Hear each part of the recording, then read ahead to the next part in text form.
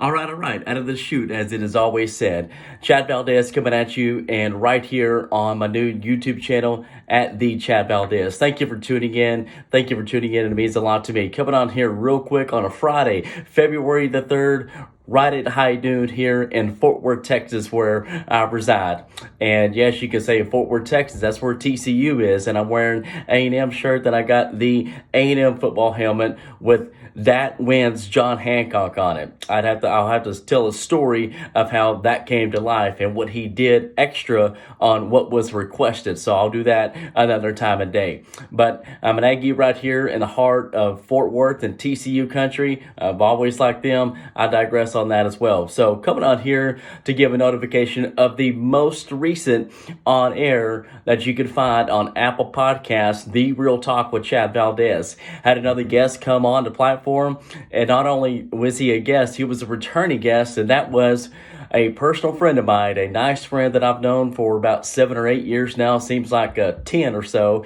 And his name is Colin Young, former professional baseball player and a former Major League Baseball assistant coach with the San Diego Padres. So had him back on the platform. It's always great to hear a phenomenal baseball mind and some stories that he told. One of those, he told a quick little story and that pertained to his last tenure, his last stop, if you will, of that dream that he had. And the last one of those was that assistant coach with the San Diego Padres. And so it was great to hear from a friend and also a guy that just knows a little bit about baseball. You catch the sarcasm in that. The guy knows more about baseball than I ever will know. Or let's just say it, he's forgotten more about baseball than I will ever know, coming from a player's perspective and also a coaching perspective. He is very instrumental in youth baseball because that's where it all starts. That's where it all begins. Get them players started young, and as they progress into their middle to late teenager, and have them still appreciate the game and the sport of baseball for the love of the game, the old movie that was. Always have fun, always appreciate the fact that you can always get better. And in that regard, so a huge proponent, he is a big catalyst when it comes to youth baseball, especially in north of Dallas up there in the McKinney area. So had a great commentary. We had a great time, baseball commentary, sports commentary with Colin, and being that he's from Boston, so he was a huge Tom Brady fan, big Tom Brady fan, and being a professional athlete in his own right that Colin is, he also gave a little insight and a two-sided perspective when it came to the retirement of Tom the Bleeping Goat Brady. So that was really nice to listen to as well. The other part that I had, the latter part of the most recent on air, a little bit of Dallas Cowboys talk, because is it going to be Mike McCarthy that's going to be calling the plays? Is he going to be the play caller, the offensive coordinator, if you will? They may get an offensive coordinator. If they don't, it's going to be Mike McCarthy calling the plays. You don't see that a ton in the NFL. There's more of the walk around. There's more of that CEO on the field where they chime in. They know the game plan, and they know what offense and defense game plan is going to do anytime where that head coach has got to step in and give more than his 2 cents. Pitcher Nick Saban in Alabama, you don't see him calling plays, offensive defense, but he's very heavily in sync. If he doesn't like a formation on the offense, or if there's something going on defense, he doesn't like it. Obviously, he has more than just a clout to call a timeout. So is Mike McCarthy going to be like that? I've relayed this to more on the college football avenue because I'm more of a college football fan, and we all know about Nick Saban. And when it comes to the A&M side, which I'll talk to here in just a moment, which I'll talk on specifically in just a moment, we all know Jimbo Fisher's coaching of how he's the head coach, and also he calls the plays. The most recent seasons, they had Daryl Dickey as the offensive coordinator. Now things got to change a little bit to get us back to where we were recently, the 2020 season, going 9-1, having a stellar offense as well as a defense. Something had to give. Something had to change to a degree on the offense, and now came in an offensive coordinator Bobby Petrino. I had an on-air commentary about that, and just a few weeks ago. Is that really going to gel well with two men that have been around a long time, two men that have two men that have coached at the highest level of college football. One of them winning at the highest level. Both of them have coached Heisman Trophy quarterbacks that have won the Heisman Trophy. Jameis Winston of Jimbo, and then you had Bobby Petrino. He was the head coach at Louisville when Lamar Jackson was the quarterback there. A lot of people kind of forget about that. So are those two heavy offensive minds, and Bobby Petrino being a former longtime head coach in his own right at different stopping points, Louisville and his most recent stop, and also in Arkansas. So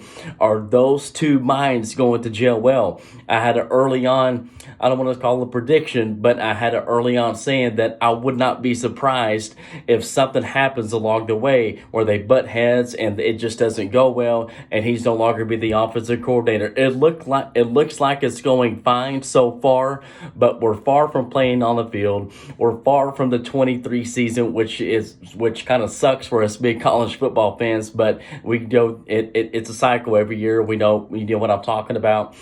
And we hadn't even gotten to spring ball yet, which will that be here in about 2 to 3 months, late March, early April, or is it May? I can't even remember. I think it's late March or April when it's springtime, a little bit weather, a little bit warmer. So is it going to come to fruition? We'll just have to wait and see. I said all of that to get an example about Mike McCarthy. Is he going to be the one calling the plays? Remember when he won the Super Bowl with Aaron Rodgers? Doesn't matter if it was X number of seasons ago or if it was just 4 seasons ago. It was him calling the plays, having Mike McCarthy being that type of a duo coach, and one of those is a head coaching title.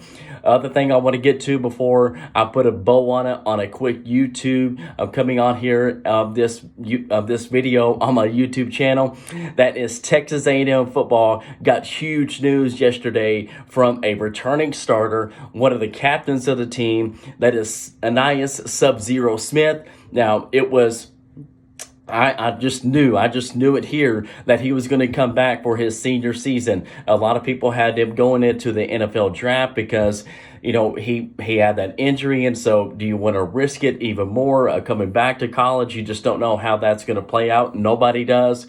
But I would just believe that he was going to come back. They want to run it back, if you will. That I was saying, we want to run it back. Had a very disappointing season in 2022, Texas A&M football. We all know that.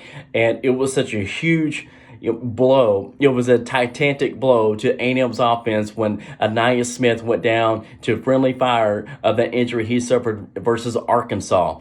So that was a huge blow to the offense. He was the sole returning starter, and that was a senior on offense. Now, we had other returning starters on defense. We had one of those that was a senior, but the sole returning starter on offense last season for 2022 was Ainias Smith. And so with him coming back, you got Moose Muhammad, you got Evan Stewart, both of those were, hands like glue. And you got Connor Wegeman coming back, and you got, I wish we had Devon Achane, but obviously he saw the writing on the wall.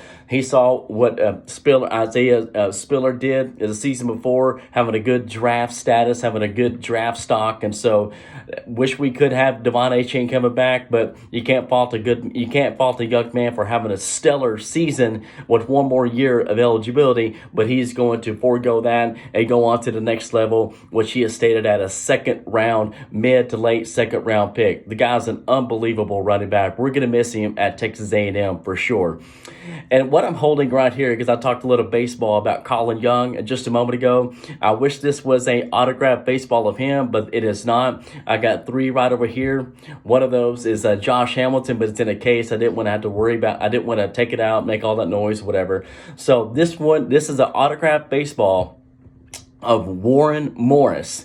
If the name rings a bell, if you know anything about big-time college baseball players back in the day, he was the player for the LSU Tigers. Not that I'm an LSU guy, because as you can see, Texas A&M, he was the one that had a walk-off home run and the World College World Series. They got them the World College World Series championship.